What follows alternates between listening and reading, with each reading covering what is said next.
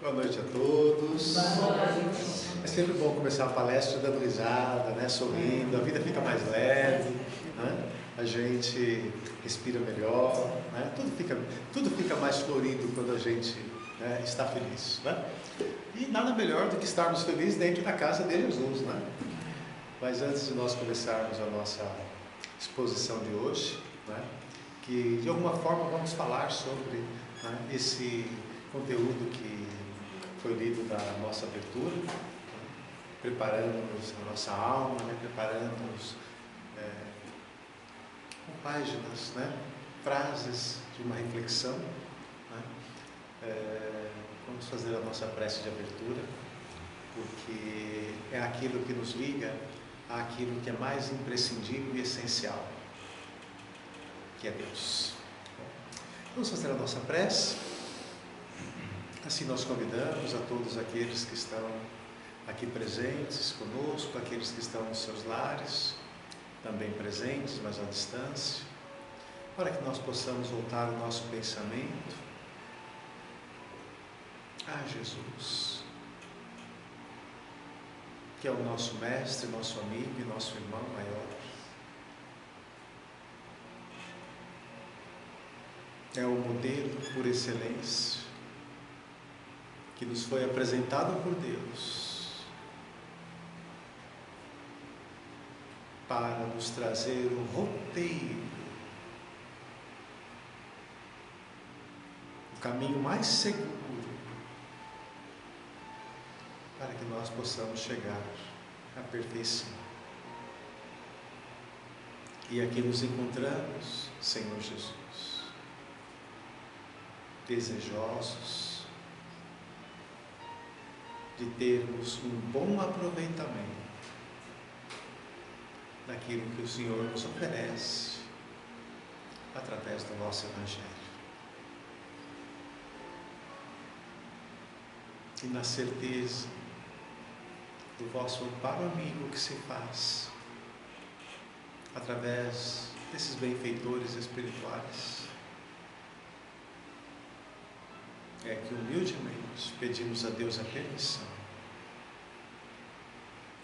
para podermos dar por início a nossa reunião de estudos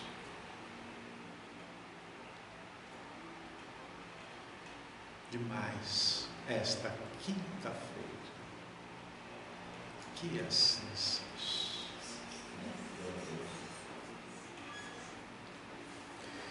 Bom, meus amigos, nós estamos aqui no mês de novembro, né?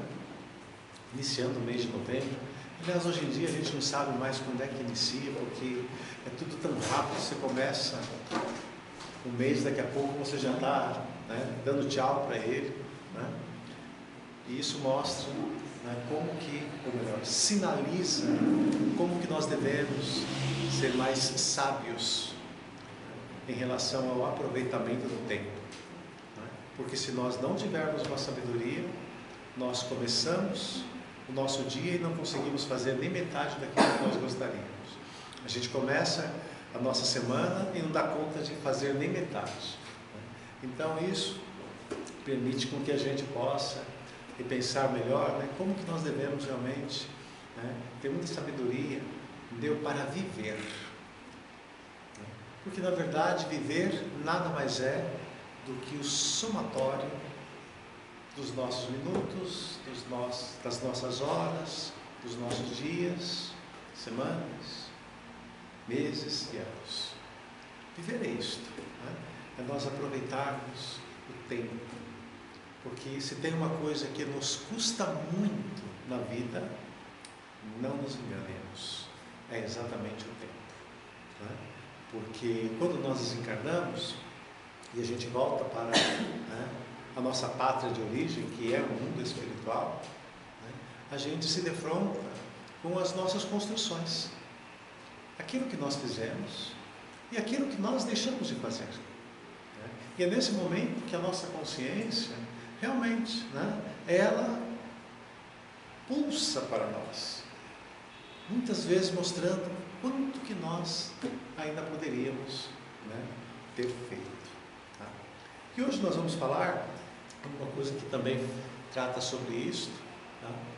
Mas considerando que nós estamos no mês de novembro, tá? E que normalmente é um mês que nós falamos muito sobre a questão, né, do dia de finados, né?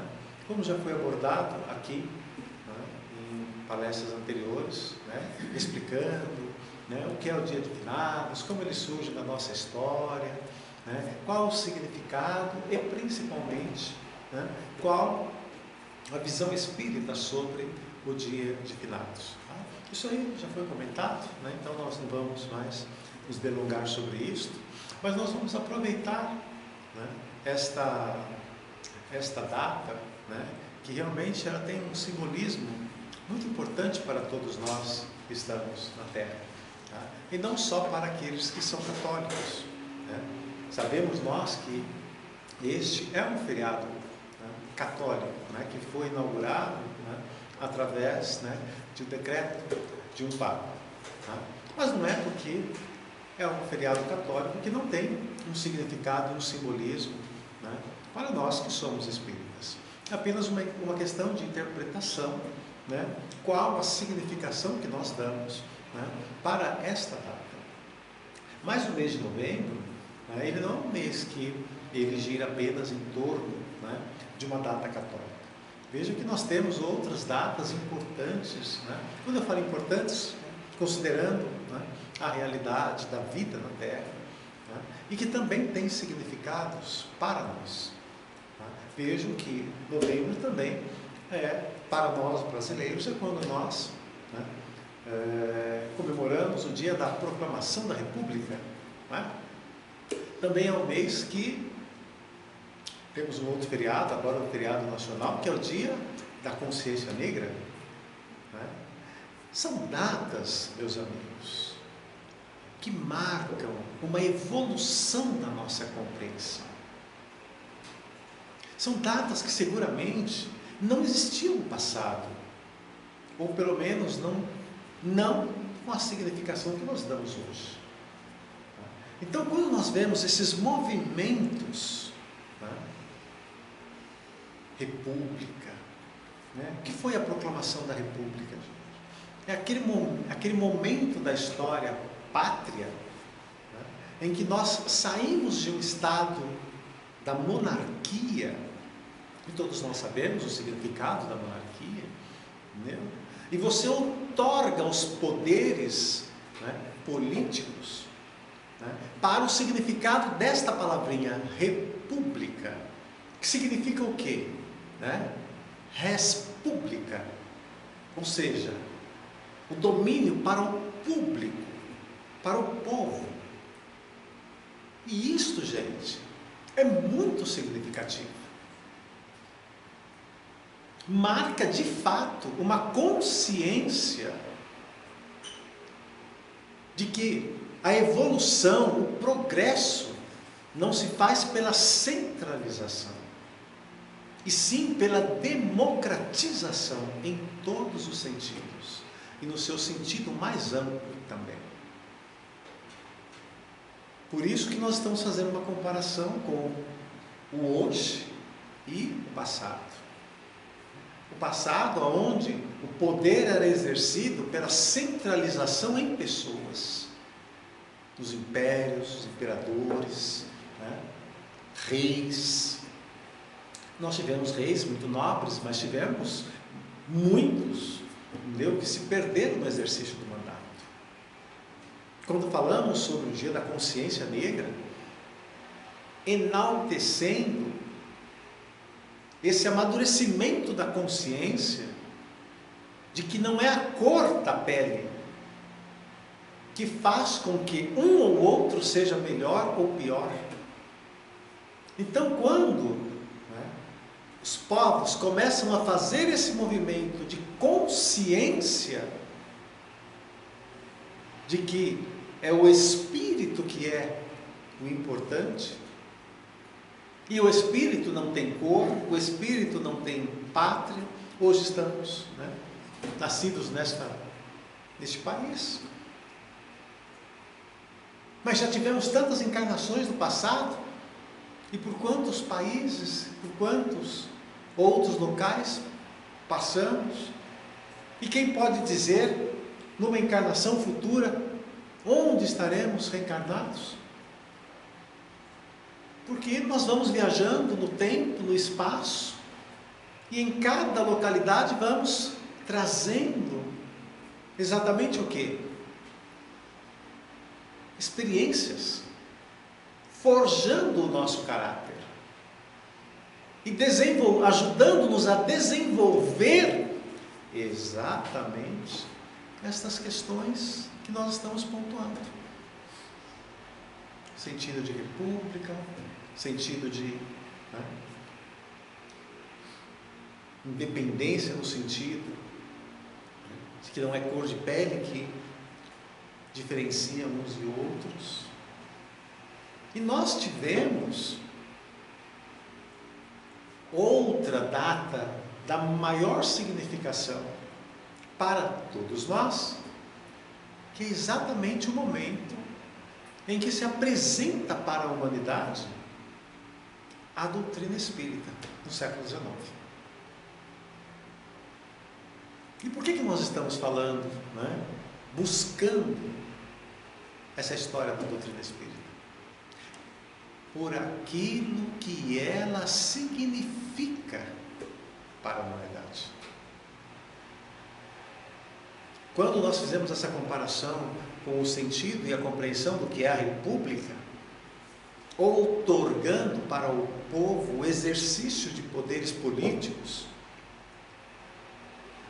para que se façam condutores dos caminhos e dos destinos, a doutrina espírita, quando é apresentada para a humanidade, ela também fez esse movimento. Só que ali, o movimento realizado era no sentido de tirar da mão de pessoas a condução de outras pessoas e outorgando aos espíritos. Por isso que Kardec vai selecionar um texto que eu acho da maior importância, que nós vamos encontrar lá no Evangelho, com o título Autoridade da Doutrina Espírita. Como dizer que na doutrina espírita, diferentemente de outros credos que têm uma personalidade, que exerce as funções de mandatário maior, no caso do catolicismo, é o Papa. Nós estamos criticando a estrutura, estamos apenas dizendo que a doutrina espírita não tem isto. A doutrina espírita não tem uma personalidade que diga, olha, o que eu disser é o que é a verdade espírita. Não, a doutrina espírita não tem isso. Na doutrina espírita, os próprios espíritos que apresentam a doutrina espírita, e aí não foi nem Allan Kardec. Allan Kardec apenas teve a genialidade de perceber o direcionamento dado pelos espíritos, e ele reafirmou o ensino dos espíritos, exatamente dizendo que a autoridade na doutrina espírita é a universalidade do ensino dos espíritos. Às vezes a gente remete à doutrina espírita sempre nos referindo à pessoa de Allan Kardec. Tanto é que às vezes as pessoas até falam, a doutrina de Allan Kardec. Veja como a gente, Não, a doutrina não é de Allan Kardec, nunca foi. Veja que Kardec tinha tanta preocupação com isso, que ele adota até um pseudônimo, até um apelido, para se posicionar perante a doutrina. O nome de registro e de batismo de Allan Kardec não era Allan Kardec, ele não nasceu Allan Kardec. Ele nasceu como Hippolyte.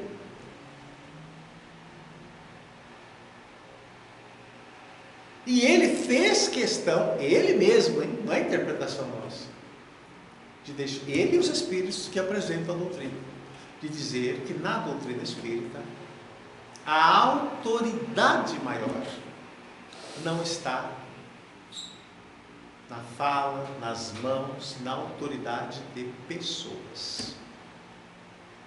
Então não é a doutrina do Chico Xavier, não é a doutrina deste, daquele ou de outro, não é a doutrina de Allan Kardec, é a doutrina dos Espíritos.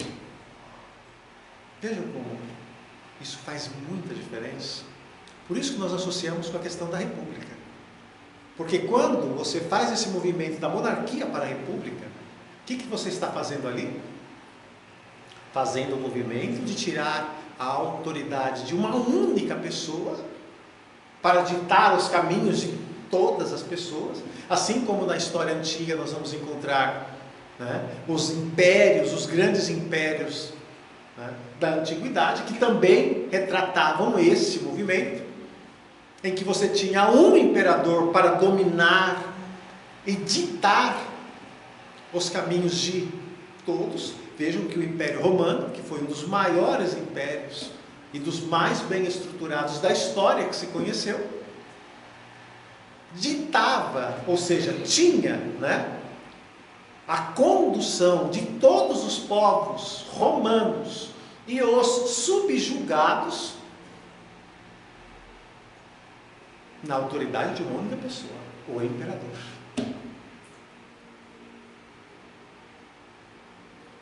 E quando nós analisamos a doutrina espírita, ela fugiu disso. E os espíritos fizeram questão de dizer que a autoridade na doutrina espírita não está depositada em uma pessoa. Está depositada na universalidade do ensino dos Espíritos. Então, quando nós queremos saber, a doutrina espírita tem os seus princípios, que a diferenciam. Então, ser espírita é você acreditar na sobrevivência da alma, que todos nós temos uma alma, acreditarmos que a morte não finaliza a existência com aquilo que se sepulta no caixão, acreditar que antes de nascermos nós já tivemos outras vidas, acreditarmos que depois que morrermos nós ainda teremos outras existências encarnatórias, porque nós ainda não somos seres perfeitos, e reencarnar não é um castigo de Deus, mas é uma oportunidade que se renova para todos nós, para aperfeiçoarmos-nos e para corrigir os erros daquilo que nós cometemos. Acreditarmos que aqueles que ditos mortos estão do outro lado da vida, e eu coloco entre aspas mortos, porque não estão mortos. Morto ficou o seu corpo, mas a alma prossegue. Estes podem e se comunicam conosco, que estamos na Terra, através da mediunidade. A mediunidade nada mais é do que isto. É esta janela que Deus instituiu em todos nós, para que nós pudéssemos ter esse canal de comunicação com aqueles que estão do outro lado da vida. Então vejam, o que diferencia, o que caracteriza a doutrina espírita? É isto. Ser espírita é isto. É você acreditar nessas propostas, ou nessas premissas. Anterioridade da vida, continuidade da vida, sobrevivência da alma, a reencarnação, a comunicabilidade com aqueles que já se foram.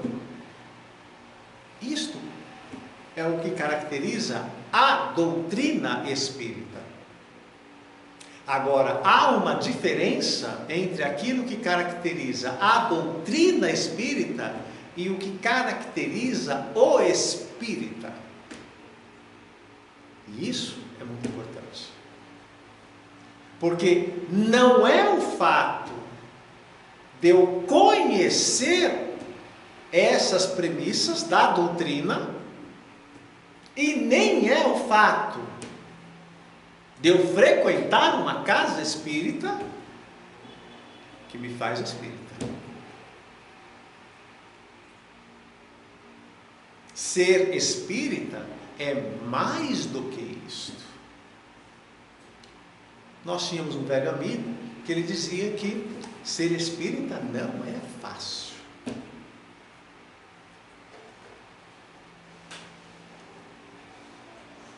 É uma doutrina de enganosa simplicidade, gente. Acreditem. Porque a gente acha, né? Bom, a doutrina espírita obriga alguma coisa? Não. A doutrina espírita impõe alguma coisa? Não. Então eu posso fazer o que eu quiser, a hora que eu quiser, do jeito que eu quiser, e a doutrina espírita não me obriga a nada. Então significa que é coisa mais fácil do que isso, gente. Porém, a mesma doutrina que nos outorga tanta liberdade, ela nos esclarece da responsabilidade. E é aí que a doutrina espírita fica difícil. Não é a questão se eu tenho liberdade para fazer ou não as coisas. É a questão da responsabilidade afeta a tudo aquilo que nós fazemos e deixamos de fazer. E uma responsabilidade que se projeta na nossa vida, mesmo após a nossa morte. Então, quando esse nosso amigo, o nome dele era José Esperança, quando ele falava, né, que a doutrina espírita não é fácil ser espírita, é verdade. Não é fácil ser espírita, porque não basta simplesmente eu conhecer as suas premissas ou os seus postulados. E também não basta que eu frequente uma casa espírita. Acreditem que talvez a gente encontre quem nunca entrou numa casa espírita mais espírita de quem não sai de dentro dela. Porque ser espírita não é um título de religião.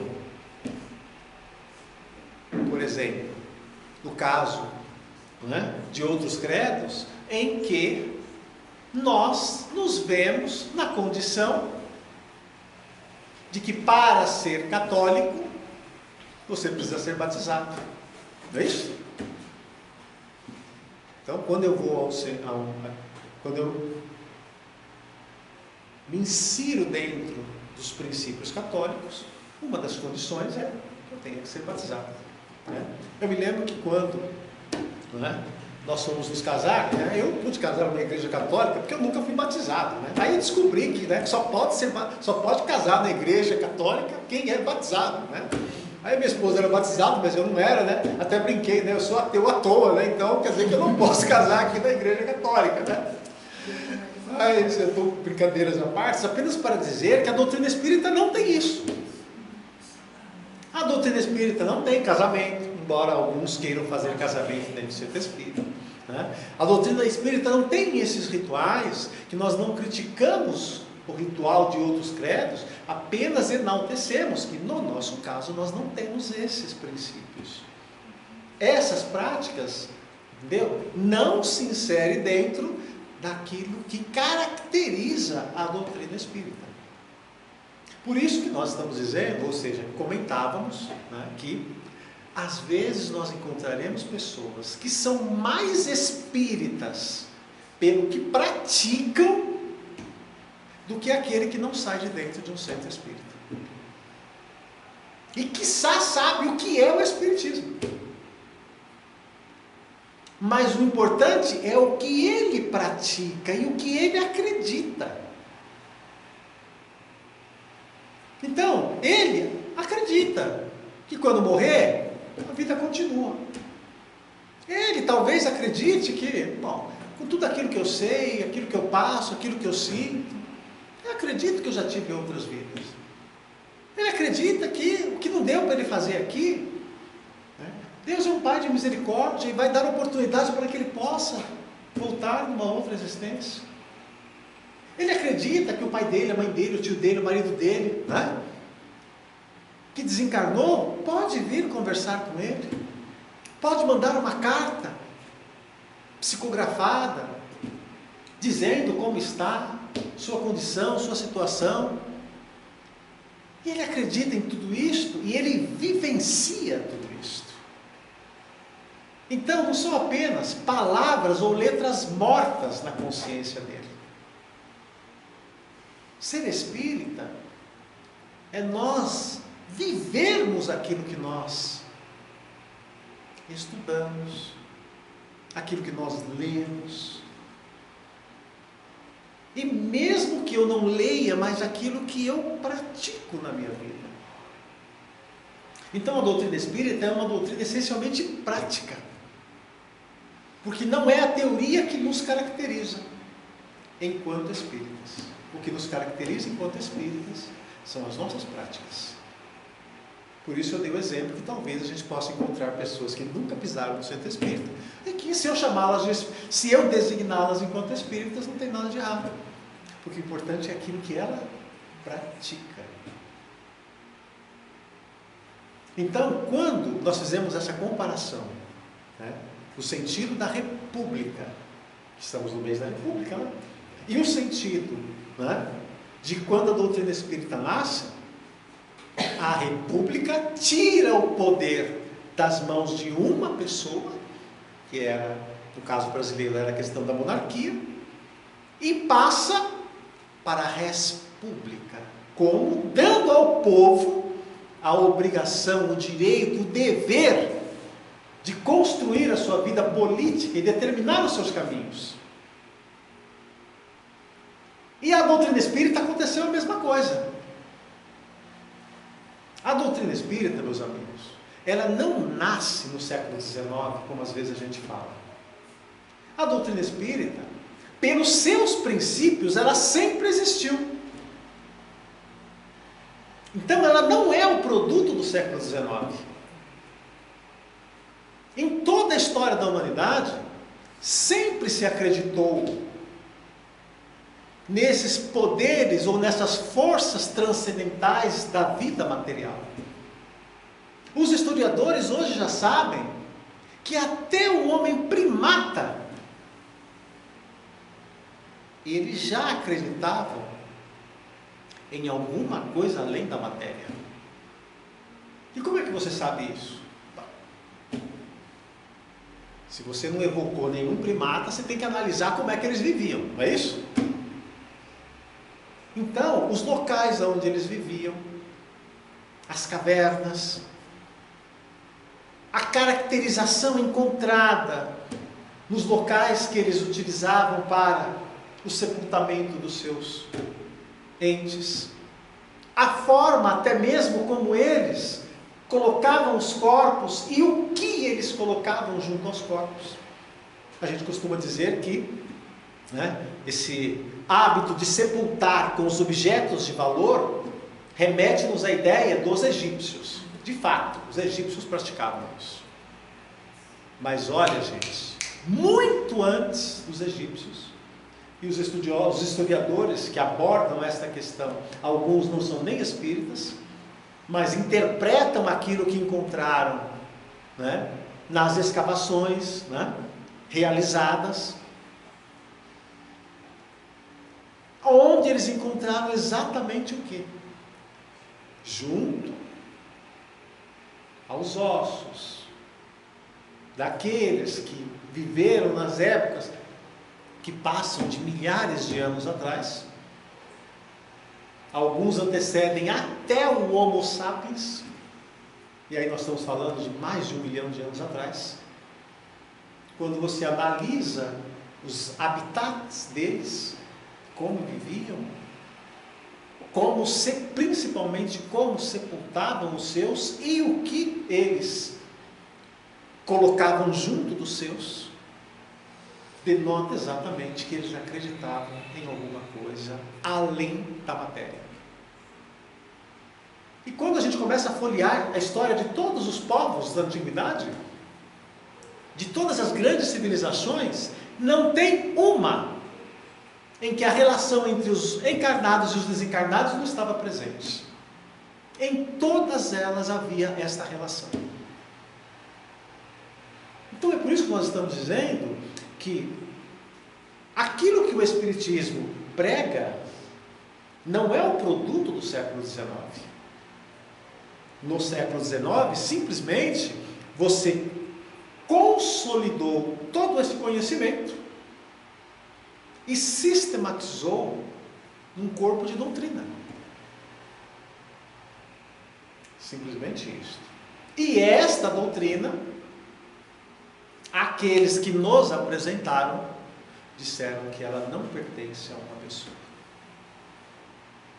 Então, quando a gente fala, a doutrina de Allan Kardec, não, gente, não é a doutrina de Allan Kardec, é a doutrina dos Espíritos. Quando a gente fala, a doutrina do Chico Xavier, não, não é a doutrina do Chico Xavier, é a doutrina dos Espíritos. E quem são os Espíritos, gente? Nós mesmos. E a autoridade da doutrina espírita, nós não temos Papa, nós não temos Monsenhor, não temos sacerdote, nós não temos nada disso. A autoridade na doutrina espírita chama-se a universalidade do ensino dos Espíritos. Então, quando nós queremos depurar determinada informação, determinado conteúdo, para sabermos se existe uma chancela espírita de verdade naquilo, nós temos que seguir esse caminho. Vamos ver aonde que aquela informação, o caminho que aquela informação está percorrendo. Os Espíritos estão falando só aqui na minha casa espírita sobre determinado assunto. Eu não posso dizer que essa é uma verdade espírita. Eu só poderei dizer que aquilo é ou não uma verdade espírita a partir do momento que aquilo que eles estão dizendo aqui, eles também dizem ali na esquina, na outra cidade, na outra, de formas às vezes um pouco diferentes, mas todos estão dizendo a mesma coisa. Aí eu posso dizer, espera aí, a mesma informação vinda por pessoas que não se conhecem, falando de formas diferentes, mas trazendo o mesmo conteúdo, então eu posso enxergar que aquilo não parte dos homens. Aquilo parte daquilo que Deus permitiu que os Espíritos trouxessem para a humanidade. Tem uma página nos livros da codificação, né, que prolegômenos, que é muito interessante exatamente porque é uma página até poética. Eu vejo até uma certa poesia nela, né, exatamente quando o Espírito da Verdade, entendeu? Ao se referir à doutrina espírita, ele fala exatamente isso. Ele fala que os Espíritos do Senhor, como uma grande falange atendendo a uma ordem, saíram para espalhar a verdade. É isso que é a doutrina espírita. Então, compreender essa liberdade, essa proclamação de liberdade da doutrina em relação às nossas paixões é um marco na nossa história. Então a gente enaltece a proclamação de uma república dos homens e temos que proclamar a república dos espíritos, porque são eles que vêm corrigir os nossos erros seculares. E são eles que vêm trazer novos conhecimentos, preparando-nos para o futuro. Então, como nós estamos no mês da proclamação da República, para nós brasileiros, nós estamos chamando a atenção para isso. Enalteçamos também essa República dos Espíritos. Compreendamos que essa doutrina não se faz pautada pela vontade de um homem. A verdade espírita não é o produto de que uma pessoa fale, por maior que seja a nossa crença naquela pessoa, né? Por maior que seja o respeito que eu tenho, por exemplo, para o nosso irmão Francisco Cândido Xavier, mas não é, a doutrina não se pauta por aquilo que o Chico falou, assim como estamos dizendo que a doutrina não se pauta por aquilo que Kardec falou. Kardec representa a doutrina como seu codificador. O Chico representa para nós brasileiros um exemplo de um espírita. Então nós devemos também desenvolver essa nossa sensibilidade para compreender o que de fato é a doutrina espírita. A doutrina espírita, ela não é uma doutrina dos homens, ela é uma doutrina dos espíritos.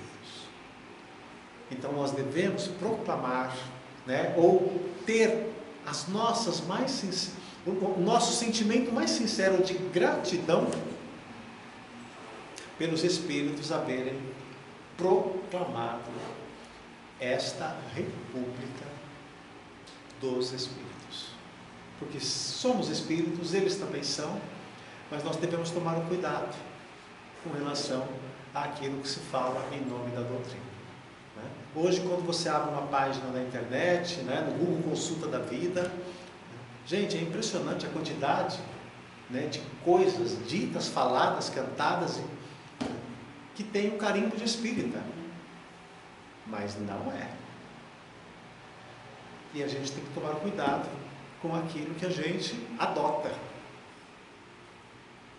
O que eu estou adotando como espírito? Será que aquilo que está dizendo lá é espírita? Será que aquilo que aquela pessoa está falando naquela palestra é espírita? Por isso que eu volto a dizer que o nosso dever é o dever de desenvolver essa consciência. A consciência daquilo que de fato é ser espírita.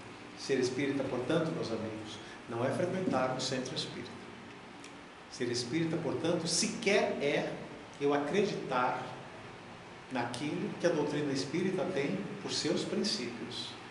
Ser espírita é o que eu pratico daquilo que a doutrina espírita nos apresenta.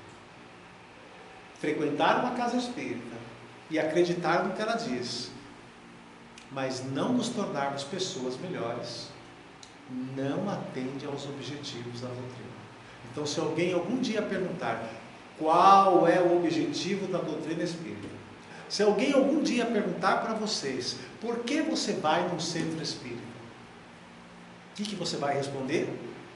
Você vai responder que você vai a um centro espírita porque você quer ser uma pessoa melhor. Esse é o objetivo da doutrina espírita. Aqueles que frequentam a uma casa espírita, acreditem, a doutrina sequer deseja que você se converta em espírita. Eu posso ser um católico e frequentar uma casa espírita, posso ser um evangélico e frequentar uma casa espírita. A doutrina não quer fazer seguidores. O que a doutrina espírita se propõe, ou melhor, o que os espíritos se propõem a partir da doutrina que eles apresentaram, é fazer com que cada um de nós seja uma pessoa melhor. Esse é o objetivo da doutrina espírita. Jesus nos abençoe a todos. Vamos fazer a nossa prece de encerramento. E assim, meus amigos e amigas, irmãos e irmãs, nós agradecemos por essa oportunidade concedida, a oportunidade de termos reunidos nesta casa espírita, para falarmos da verdade espírita. E nós só podemos agradecer, Senhor, pela dádiva dessa oportunidade. Abençoe, para que nós possamos sair daqui hoje levando uma consciência ampliada, na certeza de que o nosso amanhã só depende das nossas escolhas de hoje. E que se a nossa vida não retrata a felicidade que almejamos, pelos desafios, as dificuldades, os problemas, mas, Senhor, fortalece em nós a certeza de que amanhã será um novo dia. E não há noite na eternidade que não se suceda do alvorecer de um novo dia. Que ao retornarmos para os nossos lares possamos levar a vossa santa paz. E agradecidos que somos, em teu nome, Senhor Jesus, a Deus pedimos a permissão para podermos dar por término a nossa reunião espírita de mais esta quinta-feira. Que assim seja. E assim, meus amigos e amigas, irmãos e irmãs, nós só podemos agradecer a presença de todos, aqueles que aqui vieram e aqueles que estão também nos seus lares. Que Jesus possa abençoar a todos, que Deus possa distribuir as suas bênçãos, as suas dádivas, e na próxima semana, se der tudo certo, nós estaremos aqui. Uma boa noite a todos e até a próxima oportunidade.